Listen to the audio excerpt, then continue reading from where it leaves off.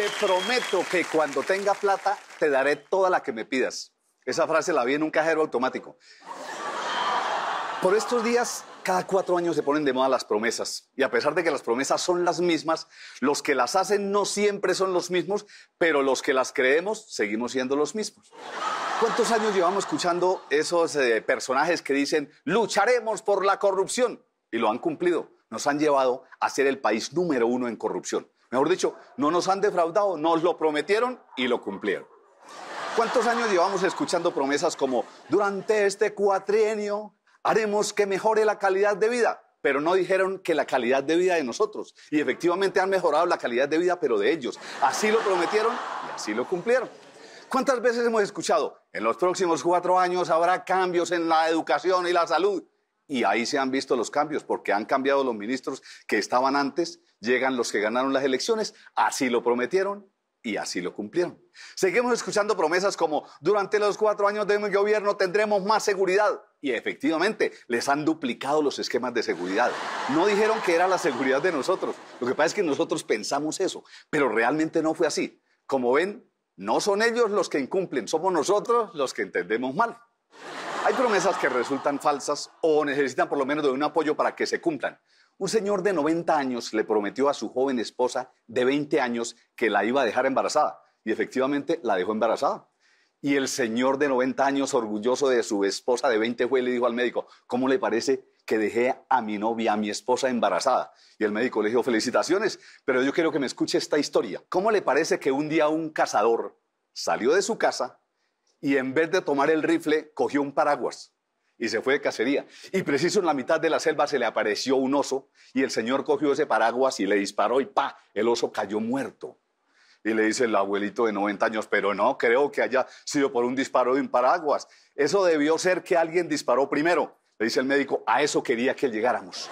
En su caso puede suceder lo mismo. Alguien disparó primero. Pero las promesas no son las que hacen los políticos. Uno mismo se hace promesas en lo personal. Una amiga flaquita se prometió a sí misma subir 3 kilos en 6 meses y lo cumplió. Tiene 6 meses de embarazo. Cuando se quiere, se puede. Hay promesas especiales que hacen los deportistas. De hecho, a los jugadores jóvenes les dicen promesas del deporte. Hay unos que hacen promesas y las cumplen. Hace poco el tenista Novak Djokovic prometió que regresaría al país con el Abierto de Australia y lo cumplió. Lo abrieron de Australia por no vacunarse. Yo por ahora les prometo que no vuelvo a hacer promesas. Buenas noches.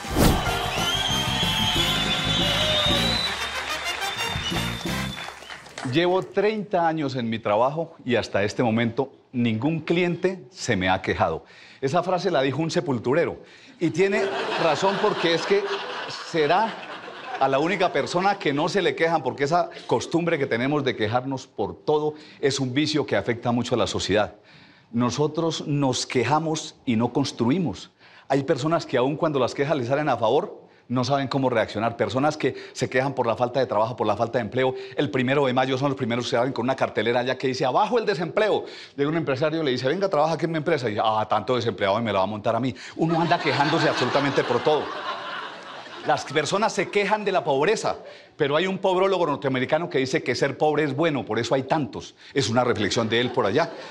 Nosotros nos quejamos casi por el Transmilenio, todo el mundo se anda quejando de Transmilenio, pero uno sabe que, por ejemplo, así como hay parejas en el Perú para las cuales es normal decir que se conocieron en una pollada, las parejas en Bogotá se podían conocer en una transmilenada, uno podría llamarlo de esa manera. Porque a uno cuenta historias que no salen a la luz pública, pero hay personas que se vieron por primera vez ahí, hablaron, se olieron, se besaron, hicieron todo y ahí salieron para la notaría o salieron de pronto para la iglesia a consumar todo. Pero eso es una cosa real. Muchos niños en Bogotá están agradecidos por el Transmilenio porque gracias a ese servicio muchos padres de familia no tuvieron que gastar millonadas en lunas de miel. No, ahí se hizo todo. Entonces hay que mirar siempre lo positivo. Nos quejamos por la paz. Hay gente que dice es que no tenemos paz y yo por la paz me hago matar. Qué paradoja, yo por la paz me hago matar. Y resulta que cuando llegan a Somos de Paz, entonces dicen era mejor cuando nos estábamos dando candela antes. Es que nadie está contento con lo que tiene. A todo mundo lo ve uno renegando por lo que tiene. Ay, si yo hubiera sido de ojos claros, si yo hubiera sido de ojos rasgados, si yo hubiera nacido en otro país, por ejemplo en Venezuela. Bueno, en Venezuela no. Empieza la gente a quejarse por todo. Si Dios me hubiera dado 10 centímetros más de estatura, yo sería feliz. Empiezan a quejarse por todo. Nadie está contento con lo que tiene. El que está alto quiere estar bajito, el que está bajito quiere estar alto, el que está flaco quiere estar gordo, el que está gordo quiere estar flaco, el que está soltero quiere estar casado, el que está casado quiere estar muerto. Así todo el mundo dando vueltas, pero no. Nos quejamos por la corrupción. ¿Qué hacemos con los corruptos? Cuando uno dice ¿qué hacemos? Ya está metido en el combo. Entonces robar, claro, eso es lo que la gente quiere hacer. Y lo que pasa es que hay personas que son honestas hasta el momento en que tengan la oportunidad de hacerlo. Nos quejamos por las basuras. Pero qué bonito se ve una ciudad decorada con basuras. Qué bonito es ver unos cobros y ahí cuando surge al frente un televisor de 20 pulgadas a blanco y negro de una marca que ni siquiera ya existe, al lado de una cobija 4 tigres, raída por 3 generaciones de uso continuo y al lado un espejo roto en 7 pedazos y con marco completamente. A mí eso no me da rabia, a mí me da nostalgia con todo eso. Las personas se quejan, las señoras se quejan de los hijos, que los niños no sirven para nada, pero esos niños cuando estaban de 6 meses la señora se le provoca tragárselos de la felicidad. Cuando están de 10 años se arrepiente de no haberse tragado porque qué chinos para fregar, pero siempre los están muriendo ahí. Los señores se quejan porque las señoras no se quejan. Es una paradoja muy grande. Las señoras a veces le dan quejas a uno y dice, ¿cómo le parece que mi señora hace 6 meses no me habla? Uno le dice, cuide, las mujeres así ya no se consiguen solucionar el problema, pero es que se quejan y hay que asumir una actitud diferente. Hay personas que se quejan porque se quedaron calvos y hay otros que asumen una actitud diferente. Dice, sí, yo era calvo, pero cuando yo era joven tenía un cabello muy rebelde. Dice, sí, tan rebelde que se le fue. Esas son las razones.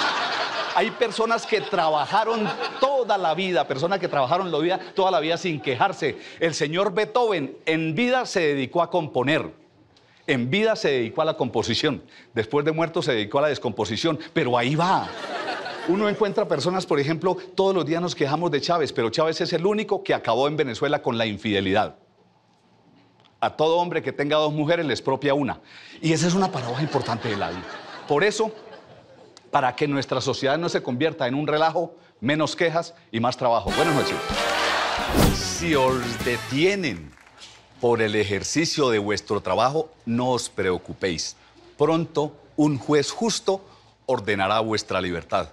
Esa frase la dijo un ladrón de celulares.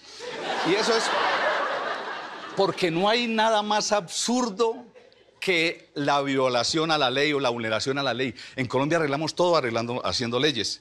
Por eso les preguntan tantas cosas a los abogados.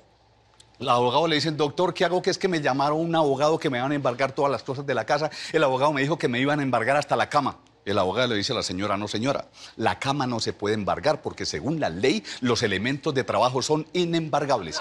Y así. Y es que en Colombia ha habido leyes absurdas a través de la historia hace unos años. Como los papás no dejaban a las hijas tener novios, entonces ellas se volaban con los novios. Y eso configuraba un delito que se llamaba secuestro de mujer en esa época. Y se pagaba con 6 años de cárcel. Pero si el novio se casaba con la novia, le quitaban la pena. Muchos antes de casarse preferían 6 años de cárcel a una cadena perpetua. Y así veía todas las cosas. Ha habido muchas leyes absurdas. Por ejemplo, una ley 762-1887 señalaba que se prohibía la importación de chinos para la mano de obra. Entonces encontraba uno que en esa época fue tanta la influencia de los chinos que las mujeres planificaban con menta china para evitar la chinamenta. Entonces esas son cosas normales. Pero también hay otras normas que lamentablemente no desaparecieron del ordenamiento constitucional. Por ejemplo, había una ley que decía que se castigaba con arresto de 3 a 6 meses a la persona que interpretara música torpe en público. Y música torpe es aquella que tiene letras agresivas, letras obscenas y letras ofensivas. O sea, si esa ley estuviera vigente, los reggaetoneros estarían pagando cadena perpetua. Lo mismo pasa con la que había una ley que decía que los hombres que revelaran secretos de otras personas tenían de 3 a 6 meses de arresto. Los de la red no estarían libres. Todas esas normas uno las encuentra por todos lados, pero lo preocupante es que son de ahora, hay normas de ahora, hay decretos que dictan ahora los alcaldes. En mi pueblo hay un decreto que está vigente que prohíbe la circulación de gallinas después de las 6 de la tarde, sabiendo que las gallinas por instinto se acuestan a las 5 de la tarde. Entonces es una cosa que no tiene ninguna importancia. Y por esa vía es que sacan normas, sacan decretos. En Pasto rige un decreto que está escrito en una valla que dice: la persona que bote basura en este lugar, multa de 50.000 pesos. El que no, no. El alcalde de Montería en el Mundial de 2014 prohibió que circularan los burros y las burras por las calles, dizque para evitar accidentes de tránsito. Esa ley fue muy criticada porque la gente decía eso no fue para evitar accidentes de tránsito, sino era porque la gente quería que se evitaran problemas pasionales en las calles. No sé cuál sería la razón de eso, pero hay leyes urgentes aquí en Colombia. Por ejemplo, hay una norma que prohíbe que los dueños de restaurantes coloquen saleros ahí para que la gente le eche más sal a los alimentos, dice que para que no le suba la tensión. Esa ley la produjo un senador que sufría de alta tensión y a mí eso me parece raro porque allá la tensión no es muy buena, allá la tensión es más bien baja, no le ponen atención a nada. En todo caso, hay unas normas, por ejemplo, hay una ley en este momento que está vigente, que castiga a las personas que practiquen la mendicidad. Dice, la persona que pida limosna podrá ser arrestada y llevada a la cárcel. Pero yo no he visto la primera orden de captura contra los dueños de un supermercado donde le piden a uno los 200 pesitos que quedan para llevarlos a una fundación. Tampoco he visto la noticia que diga por la mendicidad, capturaron en flagrancia a un feligrés que estaba pidiendo limosna en la iglesia mientras realizaban la misa. No he visto tampoco eso. Pero para evitar todas esas leyes absurdas, toca hacer otras leyes absurdas. Seguimos nosotros vigentes con el Principado y especialmente con el imperio de la ley. Buenas noches.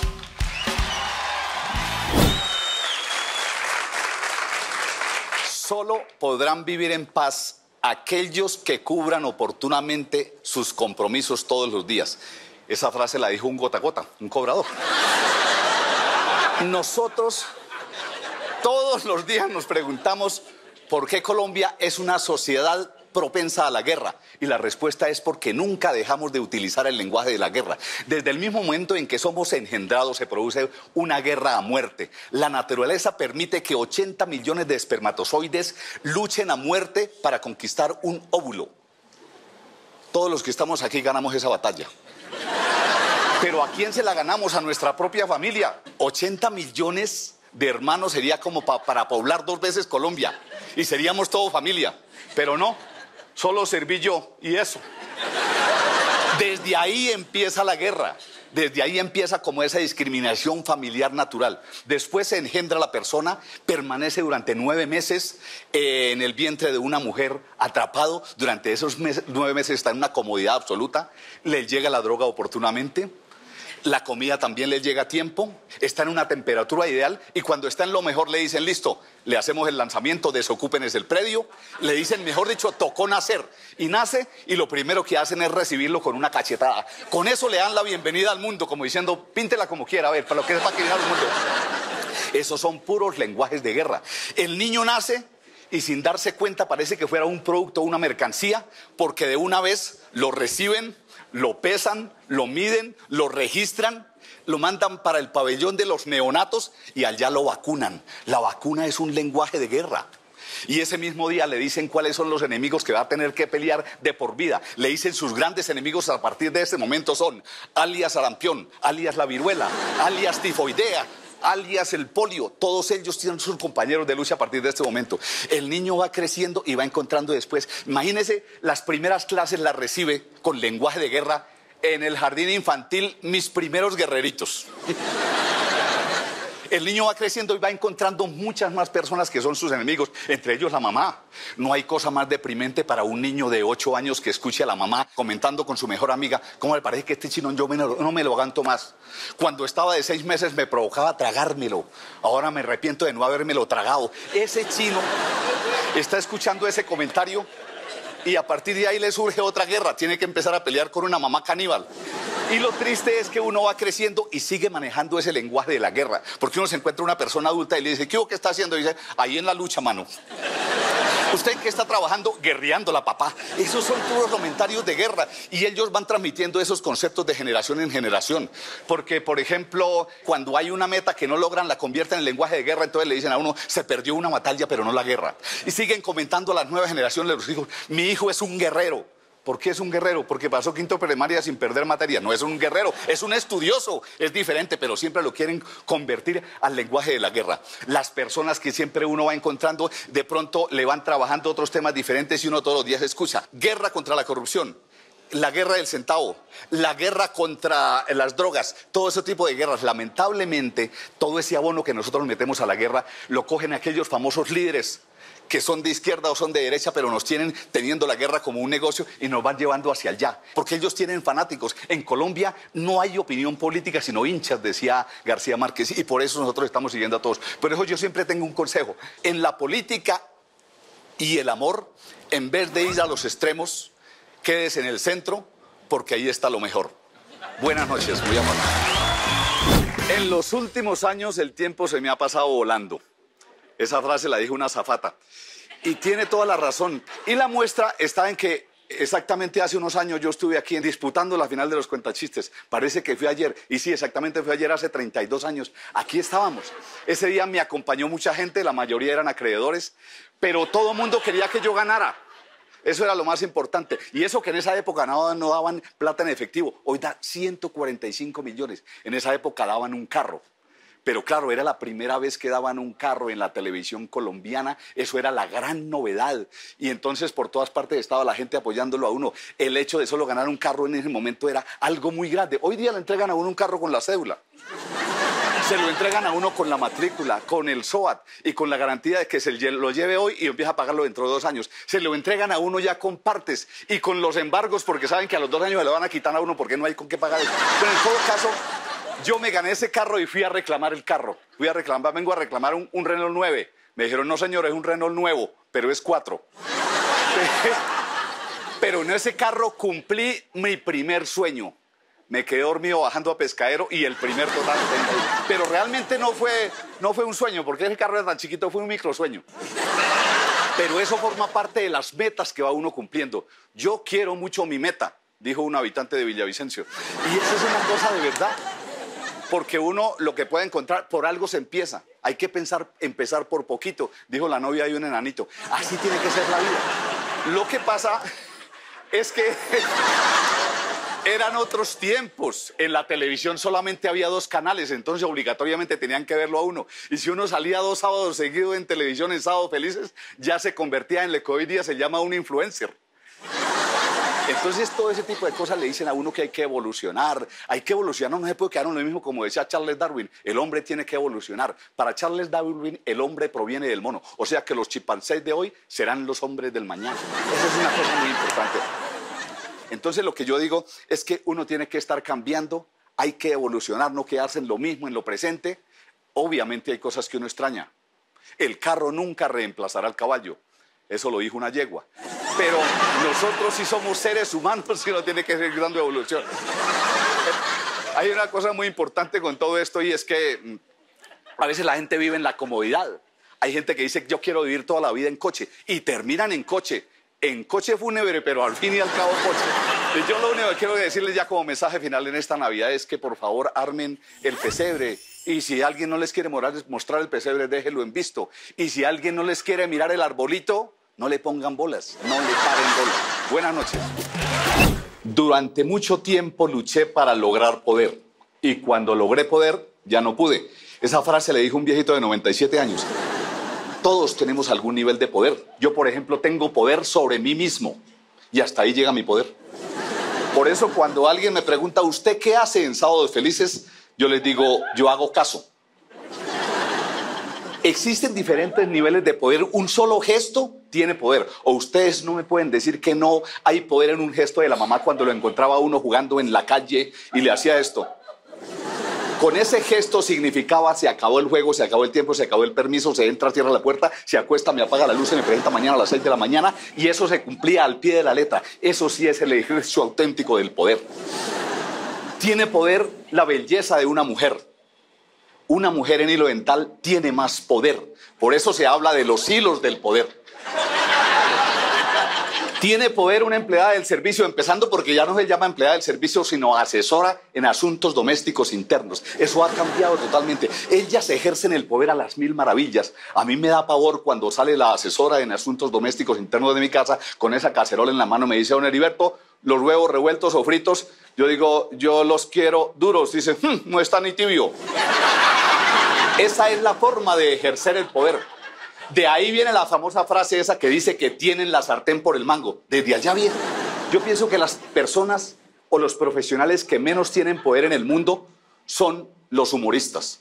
porque cuando dan una orden todo el mundo piensa que está mamando gallo. Es por eso que uno, por ejemplo, yo le dije a mi hijo, puede salir, pero se me presenta aquí antes de las 10 de la noche. Dijo, yo no le veo chiste a eso, papá. Esas son las cosas que uno tiene, lo que pone. Pero tienen poder los jugadores de fútbol. No por el poder económico, sino el poder de verdad por la influencia. Ellos tienen poder, por ejemplo, para conquistar. El famoso jugador de fútbol, Ronaldo, consiguió una chica, la conquistó, tuvo un hijo con ella, lo demandaron por alimentos, le salió caro ese tiro libre. Pero tiene poder de pronto para responder. Tiene poder el pensamiento. ¿No han visto el poder del pensamiento? Una señora se acercó y me dijo, me gusta el humor que usted hace porque lo pone a pensar a uno. Yo le dije, gracias, señora Moyama. Le dijo, uno se pone a pensar, a este tipo, ¿quién le dijo que era humorista? Esas son las cosas que uno ve. Tiene mucho poder un profesor, tiene mucho poder un maestro, tiene poder un medicamento. Mejor dicho, los profesores y el antibiótico tienen el mismo poder, porque los dos hacen perder la materia. Es una cosa muy bonita cuando encuentra uno, por ejemplo, que no hay que contrarrestar un poder agresivo con otro poder agresivo. Un amigo mío me dijo, me fui a una entidad pública, hablé con el funcionario que maneja la entidad pública, le dije, yo soy un ciudadano que cumplo al pie de la letra, pago mis impuestos, me tiene que nombrar aquí en esta empresa a mi hijo o a un pariente cercano. El tipo le nombró la madre. Sí, la semana pasada se posesionó la señora, cumplió, pero esa no es la forma de lograrlo. Y en eso, un poder que me llama bastante la atención es el poder que tienen las esposas para definir ya. Las señoras tienen una definición auténtica del poder. Le dice uno, mi amor, ¿será que esta semana vamos a comer alguna parte para que no tengas tanto trajín en la semana? Y dice, comer por fuera, qué belleza. Tendrá mucha plata el magnate este, después entre semana anda pidiendo para el bus. Entonces uno para equilibrar le dice, mi amor, ¿será que entonces yo traigo un pescadito y lo preparamos aquí en familia? Y dice, claro, como tiene la manteca ahí todo el tiempo. No es manteca, es una esclava. Y entonces uno dice, busque un punto medio, el justo medio, como decía Aristóteles. Y uno dice, ¿será que pedimos un domicilio? ¿Será que se le daña la honra si va por el pollo hasta el asadero o qué? Esas son las cosas. Pero el poder que más me gusta a mí es el poder de la oración. Hay que orar para que no desaparezca el humor, porque un día que no has reído es un día que no has vivido. Buenas noches. Eri, estamos en el mes de febrero. Hoy estamos a 2 de febrero, pero yo siempre he dicho que febrero es el mes del cumpleaños de Sábado Felices, ¿verdad? Sí, señor. ¿Hay una fecha específica del Exactamente, de hoy en 8 días, el 9 de febrero de 1972, salió por primera vez Sábados Felices al aire. O sea, estamos cumpliendo 47 años la próxima semana. 47 años, y Eri, de esos 47 años, ¿cuántos llevas tú en el programa? Si sumamos contando como cuentachistes y eso, sí, viniendo a venir a participar, son más o menos 37 años. 37 Pero años. estar participando en el programa ya vinculado como unos 28 años. Sí, el doctor Heriberto Sandoval, un aplauso para él. La educación es el único vehículo que se estaciona en el parcadero de su vida. Esa frase la dijo el dueño de una universidad de garaje. El mes de febrero normalmente se asocia con el inicio del periodo escolar, diciembre rumba, enero transición, febrero aburrición, dicen los muchachos. Pero no, el mes de febrero por la raíz latina también significa purificación, significa limpieza. Y yo creo que sí queda uno limpio, sobre todo el bolsillo después de comprar todos esos útiles del escolar. Pero en todo caso, lo que pasa es que la educación ayuda a cambiar la conciencia de las personas, aunque hay algunas personas que cambian la conciencia por cualquier cosa. Es famoso el relato bíblico de aquel patriarca que vendió su progenitura por un plato de lentejas. Desde esa época, eso se llama sacrificar principios. Desde esa época existe el tema de los principios en el almuerzo corriente. Por eso uno dice, de principio hay lentejas o hay garbanzo. Y termina uno sacrificando sus principios, cambiando las lentejas por más plátano. Esa es la cosa que a veces le preocupa a uno. En todo caso, lo más importante de todo esto es que a mayor educación, mayor posibilidad de trabajo. Se dañó un computador de última generación en una empresa de esas corredores de bolsa, nadie podía arreglar ese computador, son muy complejos, valen como 50 millones, no los podían arreglar los del sistema ni los consultores. Llamaron a un muchacho que hizo un magíster en Alemania, llegó y cogió ese computador, dijo, ya sé qué es, lo levantó un poquito, apretó con un tornillo y dijo, Deli, a ver, quedó funcionando perfectamente. Le dice el gerente, ¿cuánto vale el arreglo? Dijo el muchacho, $1.000.000. Dijo, $1.000.000 por apretar un tornillo, mano. Dijo, venga, le hago la factura. Y la factura decía, apretar un tornillo, $1.000. Saber qué tornillo se aprieta, $999.000. Ahí está la diferencia entre el saber y el hacer. Pero es importante saber que la educación contribuye, entre otras cosas, a mejorar el medio ambiente, a manejar los temas ecológicos. Por eso existen hoy día las ecoescuelas, donde todas las materias tienen énfasis en ecología. Entonces, por ejemplo, la trigonometría es la importancia del trigo en la estabilidad de la tierra. Encontramos que le enseñan a los muchachos a sacar la raíz cúbica de una mata de café. La filosofía la utilizan para el pensamiento, para cuidar las matas de pensamiento. Igual pasa con el álgebra la utilizan para solucionar los problemas de la enredadera. Mejor dicho, con toda esa educación ecológica que tienen los estudiantes, los alumnos de hoy van a ser los viejitos verdes del futuro. Eso es importante. Sin contar que de pronto las ecouniversidades, ustedes saben que las ecouniversidades, claro que para llegar a las universidades eco, debería uno tener mucho billete verde, porque es lo que se asocia con eso. Las universidades realmente deberían quedar en el campo, que las personas estudien directamente en el campo y vienen mejor preparadas. Pero no las carreras agrícolas, también cualquier carrera. Por ejemplo, un muchacho que estudia Derecho, lo meten a un surco de papa y ese man nunca se va a torcer. Ahí van a encontrar eso. En todo caso, es fundamental que nosotros propiciemos todos esos espacios. Hay que proteger la fauna, proteger la flora. Eso de que las personas se ponen criadero de pollos, eso no es una cosa fácil. Yo no entiendo por qué a los muchachos que son aparentemente cobardes les dicen gallinas, si precisamente las gallinas tienen más huevos que cualquier hombre. En los países donde se ha permitido el consumo de marihuana, los animales son los modelos. Encuentra uno campañas que dice, consuma hierba, millones de vacas no pueden estar equivocadas. Son campañas muy bonitas. Y lo que yo digo así como para concluir es que es mejor la educación que dejar que la gente se ponga por ahí en la calle a chismosear. El chisme en la única parte que paga es en la red. Pero nosotros sí debemos dejar que la gente no se... Porque hay gente que hasta se hace matar por un chisme. Ahí estaban dos señores discutiendo, uno le dijo al otro, no le voy a pagar lo que quiera y lo que le debo y haga lo que quiera. El otro dijo, ¿me paga o no respondo? El otro dijo, pues no le voy a pagar y haga lo que quiera. El otro dijo, pues le voy a cobrar hasta donde sea. Hasta que uno de ellos dijo, ¿sabe qué? Prefiero irme de este mundo y no le pago. Y cogió una pistola y ¡pa! Y el otro dijo, pues le voy a cobrar hasta donde sea este degenerado. Y cogió la pistola y ¡pa! Y una vieja chismosa que estaba mirando dijo, yo esta pelea no me la pierdo ni por el diablo. Y ¡pa! A esos extremos no podemos llegar. En todo caso, la educación es la única fuente de vida. Muchas gracias y buenas noches. Lo importante en la vida no es sumar, sino jugar. Esa frase la dijo Reinaldo Rueda. La palabra juego es una de las expresiones más útiles, pero a su vez de las más inútiles que existe en el diccionario, porque se aplica a cosas que no corresponden en forma indiferente. No es lógico cuando se habla de juego de sábanas, juego de alcoba, juego de cubiertos, juego de ollas. Yo no me imagino un juego de ollas. Se ponen a jugar el sartén, la cacerola, la olla multifuncional y la olla arrocera, hasta que llega la depresión y paila.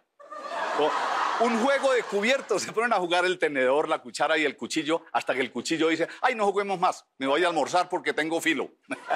En cambio, paradójicamente, cuando uno ve todos los implementos para hacer un asado, a eso sí no lo llaman juego de azar, porque el juego de azar le cambian la letra S por la Z y ya significa otra cosa, pero esa sí tiene que ver con el juego. El juego está ligado a la aventura, al azar, a la competencia, al entretenimiento, pero hasta en el juego hay machismo. A través de la historia se han escuchado casos donde se dice que en los casinos un hombre jugó a su esposa a las cartas, pero nunca se dice que una señora haya jugado a su esposo a las cartas. Se conocen casos en los que ella se la ha jugado a su esposo, pero no con las cartas, y ahí vuelve a estar mal usada la palabra juego. Cuando dicen, por ejemplo, en Santander, ese señor se la está jugando a su esposa, ese no es un juego, en Santander eso es un riesgo. Yo en la vida real sí, en alguna ocasión conocí a un señor que en un casino de pueblo, cuando ya se sintió perdido del todo, jugó a su señora a las cartas. Y tan de malas que ese día sí ganó. Está tan mal usada la palabra juego en algunos contextos que a este ejercicio que yo estoy haciendo lo llaman juego de palabras. ¿Cuál juego de palabras si las palabras no juegan? El único país donde la palabra juego tiene femenino es en Colombia. ¿No han visto cuando la gente dice, oiga, la camioneta quedó sola? En la juega. Yo todavía no sé la palabra juega qué significa. ¿Será un aviso? ¿Será una alarma? Nos vemos el próximo sábado a esta misma hora. Yo veré en la juega. Gracias. No importa que toque hacerlo de pie, lo importante es que sea rápido. Esa frase la dijo un pasajero de Transmilenio. Si hay algo de lo que nos quejamos permanentemente los habitantes de las grandes urbes es por la movilidad. En el interior de un vehículo se pierde mucha vida. Hay personas que en Bogotá gastan hasta 6 horas diarias metidas en un bus. Y lo peor es que es tiempo perdido porque ahí no se puede trabajar. Bueno, a excepción de los ladrones que para ellos el bus es su lugar de trabajo. Para solucionar ese problema está el metro y un sistema para conectar a algunos municipios de la Sabana que se llama Regiotrans. Esos proyectos los están haciendo los chinos. Dicen que esos proyectos los chinos los van a terminar en un abrir y cerrar de ojos. Vamos a ver. A los chinos los contrataron porque son muy cumplidos e insobornables. Ojalá en su paso por Colombia no les vayan a dañar esas virtudes, porque hay funcionarios expertos en convertir personas correctas en personas corruptas. Bueno, para la movilidad hay otras soluciones. Ya están en el mercado los carros que vuelan. Sirven para tierra y aire. Qué bueno por los avances de la tecnología. Pero ¿se imaginan conductores que puedan volar en su carro? Si así nada más se pasan volando de la piedra, ¿cómo será portando ese genio por los aires? No sé cómo será una pelea con varilla por allá a 2000 pies de altura. ¿Qué tal dos conductores de esos intolerantes no caigan en cuenta que están en el aire y se bajen a pelear y se empiecen a tirar patadas voladoras? Cuando reaccionen ya están en camino a tierra. Serían conductores de carros muertos en accidente aéreo. A mí sí me gusta ese sistema porque va a descongestionar las calles, pero los precios de esos carros están por las nubes. Una infracción en el aire deberá ser más costosa y grave, por lo de la ley de la gravedad.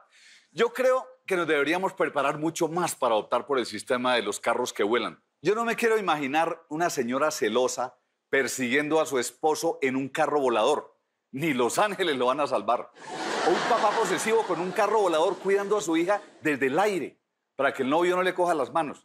Cuando se le acabe el combustible le toca regresar a tanquear y mientras tanto los novios hacen lo que quieren. Me pregunto cómo van a controlar los borrachos con carro volador si en el aire no hay retenes. ¿Se imaginan la cantidad de cuerdas de la luz que van a dañar? Sigo pensando que el carro volador es el ideal para los conductores que viven elevados. Buenas noches. Cada cual tiene su propia lucha. Yo tengo mi propia lucha y la hago respetar. Esa frase la dijo el esposo de Lucha. Decía Charles Darwin, no sobrevive el más fuerte ni el más inteligente, sino el que más se adapta al cambio. Un vecino tenía un almacén de tangas, se llamaba New Tangas. Se quebró, pero dejó el mismo aviso. Le agregó algo y ahora mismo vende fritangas. Otro vendía perros calientes, quedó en la ruina y ahora alquila perritos reproductores de raza fina y le va muy bien. Fíjense que él no cambió la línea de trabajo, siguió negociando con perros calientes. Otro señor tenía una cantina en un sector popular, vendía chicha y ron. Se quebró, pero montó un negocio nuevo de comidas rápidas y ahora vende chicharrón. ¿Sí ven que no se necesita cambiar radicalmente? Pero sí se dan casos de personas que trabajaban dignamente vendiendo fritanga y se lanzaron a un cargo de elección popular, se volvieron corruptos. Mejor dicho, pasaron de hacer chunchullo a hacer chanchullo. Se ven muchos testimonios de personas que sobrevivieron con sus negocios en esta pandemia. Alguien tenía una zapatería y como la gente estaba encerrada no compraba zapatos y le tocó cerrar la fábrica. La esposa no le creyó, dijo que la zapatería había quebrado por culpa de una mujerzuela. La pareja se terminó separando, el señor se casó con otra mujer, pero tan de malas estaba ese zapatero que la nueva señora le salió remontadora y lo hizo volver de nuevo al negocio de la zapatería. Con eso se confirma el dicho de que zapatero a tus zapatos. Lo importante es reaccionar bien ante los fracasos, porque también sucede lo contrario. Dos amigas tenían una empresa de confecciones, quebraron, salieron de la ciudad huyendo a las deudas y el destino las juntó. Ahora ambas viven en dos quebradas. Abundan los ejemplos de supervivencia. Adán fue expulsado del paraíso después de vivir en una mansión que abarcaba toda una manzana. Le tocó salir a pagar arriendo, pero sobrevivió. Noé sobrevivió a un diluvio y eso que tenía el agua al cuello. Se sobrevive con actitud. ¿Cuándo han visto al pibe Valderrama diciendo algo diferente a todo bien, todo bien? No se necesita ser el más grande para ganar. David mató a Goliat con una honda. Por eso muchos dicen que no lo mató con una piedra, sino que lo atropelló. No es cierto de que sobrevive el más fuerte. ¿Por qué desapareció el dinosaurio si era tan fuerte, pero todavía sobrevive la mariposa que se ve tan frágil? Para no ir tan lejos, gracias a todos ustedes, hemos sobrevivido ya casi 50 años. Buenas noches. Les voy a pedir que me presten un minutico de atención. Dime a quién le prestas y te diré quién pierde. Esa frase la dijo el dueño de una pirámide. Prestar es facilitar algo para que se utilice y luego se devuelva. Eso es lo que uno hace con la plata prestada. El problema es el interés, o sea, la tasa de usura. Por eso cuando alguien aspira a ganar mucho en un préstamo, se le dice, se le abrió la tasa. O sea, que le subió mucho la tasa de interés. En una clase de economía, un profesor preguntó, ¿cómo se le puede llamar a un hombre joven que se aprovecha de una mujer mayor para prestarle plata a un interés alto? Todos dijeron, gurrero. Y no es gurrero, es usurero. También podría ser gurrero, pero ese no era el propósito de la pregunta. Para todo préstamo formal piden fiadores o codeudores. Dicen que hay diferencia entre fiador y codeudor. Eso es la misma vaina, porque ambos van a terminar envainados. Hay préstamos informales. Cuando le piden prestado a un amigo y después no le pagan y se ponen bravos, es normal que el cobrador diga, esa carita no fue la misma que me puso cuando me pidió prestado, no es la misma que tiene ahora cuando le cobro. ¿No me dijo que le prestara por 3 meses mientras le reventaba un negocio? Y el otro le contesta, pues sí, me reventó. No pude con el arriendo, por eso quedé reventado, colgado. No valen las amenazas. Un amigo tenía un cheque que le giró a un acreedor y nunca se lo pagó. Un día le dijo, vea, si usted no me paga ese cheque, se lo paso al juzgado. Y le contestó el otro, pues mire a ver si me lo pasa al juzgado, pero yo allá tampoco tengo fondos. Por eso es que nacen aquellas premisas como una que dice, no le preste plata a un amigo porque se pierde la plata y se pierde el amigo. Yo un día le pasé una letra a un abogado para que la cobrara. Y pasaron varios meses y le dije, ¿qué hubo? ¿Sí pudo cobrarme la letra? Dijo, no, ese tipo me sacó las 4 letras. Pero no solo se presta plata, se prestan otras cosas. Por ejemplo, uno presta un baño. Cuando a uno le prestan un baño y le dicen, no lo vaya a ensuciar, entonces, ¿para qué es eso? ¿Qué pretenden que uno diga, me dan favor y me preste el baño para lavárselo? No, eso no es. También se prestan vientres, por ejemplo, para concebir un hijo. Eso ya es una práctica normal. Pero hay gente que dice que las que prestan el vientre están locas, por eso le llaman ventrílocas. También se prestan jugadores de fútbol. Por ejemplo, a Maradona en sus comienzos lo prestaban porque hacía muy buenos pases y terminó haciendo muy malos pases. Hoy a ustedes solo les pedimos que nos presten una sonrisa. Muy buenas noches. Dormir bien no es dormir bien acompañado, como la novia que le dice al novio, mi amor, eres el primer hombre con quien duermo. Dice, ¿de verdad? Dice, sí, porque los demás no me han dejado dormir. A veces dormir bien, no duerme uno bien por estar pensando en los gastos que le implica esa buena compañía. Hay personas que pasan la noche en vela. Tienen espíritu de celador y los celadores que no deberían dormirse, si se duermen, tienen un buen dormir.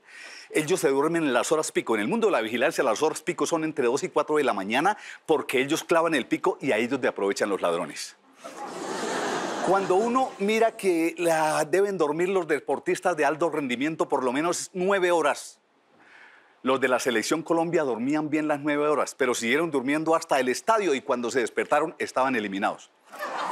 Uno no tiene por qué dormirse con el televisor prendido. Si uno se duerme con el televisor prendido, se sueña con lo último que estaba viendo antes de quedarse dormido. Por ejemplo, si uno se duerme viendo el boletín del consumidor, se sueña con los precios de la papa, del chomache chonto y de muchos otros productos como la yuca, tal cual. La palabra sueño debería asociarse solamente a dormir, pero la usan mal en otros contextos. Tener sueño es diferente a tener sueños. El que tiene sueño se duerme, el que tiene sueños no se puede dormir porque no logra cumplir sus sueños. Están confundiendo un sueño con una meta. Muchos dicen, ella es la mujer de mis sueños. Si es la de sus sueños, no lo va a dejar dormir. Otros hablan de sueño americano, eso es ir a trasnochar a Estados Unidos. Hay sueños de sueños. Uno se sueña con Lucumí, es perder el sueño. Se sueña con la gorda, es una pesadilla. Pero uno a veces se sueña con la mujer que le dio el chance. Al otro día juega y ese número no cae. Hay gente que les paga a los intérpretes de sueños. Un señor le dijo a uno de esos, me soñé con un gota gota y amanecí mojado. ¿Sería por el susto? Le contestó, no, no era un gota gota, era una gotera. Y por eso cobran. En cambio a uno le tocaba que la mamá le interpretara los sueños. Estando en el colegio un día le dije, mamá, anoche me soñé volando. Me dijo, maldita marihuana. Hay otros que interpretan sus propios sueños. Un amigo que no dormía bien combinó agua de toronjil con borojó hervido y se soñó teniendo aventuras con Sofía Loren. Le dije, pero esa ya es una señora mayor. Me dijo, por eso, es que el borojó estaba pasado. Es que no siempre la falta de sueño es por problemas económicos. Yo conozco al dueño de una fábrica de colchones que no puede dormir. Por eso sabemos que el ídolo de los desvelados es el ojo de la noche. Buenas noches y felices sueños. Una frase que nunca la han dicho, la unión hace la fuerza. Esa frase la dijeron los técnicos de Llaneros y Unión Magdalena. Hoy es el primer día 22 del año 2022, un día lleno de doces, perfecto para jugar un chance. El número 22 se asocia con los paticos y dicen que los paticos dan energía y buena suerte porque son muy fuertes. Pero esos animales, los patos, son de lo menos activo que tiene la naturaleza. ¿Qué hace un pato? Nada. El número 2 tiene muchas connotaciones. A la amante le dicen la número 2, al amante también le dicen el número 2 porque hay que ser incluyentes. Y esas relaciones informales tienen consecuencias asociadas al número 2. Por ejemplo, cuando a alguien le toca reconocer un hijo que no es propio, se lo endosan. Todo asociado al número 2. Del número 22 se desprende toda una filosofía de vida. El 22 surge de unir 2 veces el número 2. Si esos números 2 se suman, da 4, pero si se unen da 22. O sea que da más resultado unir que sumar. Cuando usted suma fuerzas, logra buenos resultados, pero si une fuerzas, el resultado es muy superior. Por eso el dicho no reza: la suma hace la fuerza, sino la unión hace la fuerza. Cuando los jugadores de la Selección Colombia de fútbol suman fuerzas, no hacen goles, pero si las unen, tampoco. O sea que toda esa reflexión no sirvió para nada. Hablemos de otra cosa que podamos sustentar con ejemplos. Bueno, a estas alturas del mes de enero se empiezan a ver las consecuencias de las vacaciones. En esta fecha ya uno está QAP, quemado, angustiado y pelado. Sobre todo cuando se hacen esos planes turísticos en la modalidad de disfrute ahora y pague después. Nunca se disfrutan las vacaciones porque uno, mientras está viajando, está pensando en cómo pagar la primera cuota que se vence a finales de este mes. Está uno en Punta Cana y de la preocupación se le empiezan a aumentar a uno las puntas canas. Esto pasa sobre todo cuando uno no participa en el diseño de ese plan turístico, sino que lo hace la señora y a uno lo ponen de responsable. Ni siquiera quería ir a ese paseo, lo llevaron. Y por eso termina uno llevado. Vea, yo no me estoy quejando de las vacaciones, es algo merecido, pero es muy diferente que para el viaje a uno lo tengan en cuenta que lo tengan solo para la cuenta. El mes de enero es el que nos sirve para impulsar los proyectos. Este es el mes donde uno dice: este año sí va a ser el mío, este año me compro mi carro, este año empiezo a pagar mi apartamento, este año me voy a casar con la mujer de mis sueños. Y hasta ahí le llegan sus sueños. Porque con la mujer de sus sueños se gastó todo lo que tenía para los otros sueños. Y después dicen que soñar no cuesta nada. ¡Claro que cuesta! Lo bueno de comenzar entusiasmado en el mes de enero es que le aguanta a uno la motivación para todo el año. Un profesor que en enero con los alumnos empieza haciendo cuchilla, en diciembre los termina rajando. Una persona que en enero comienza siendo con sentido del amor, en diciembre termina con sentido del humor. Buenas noches.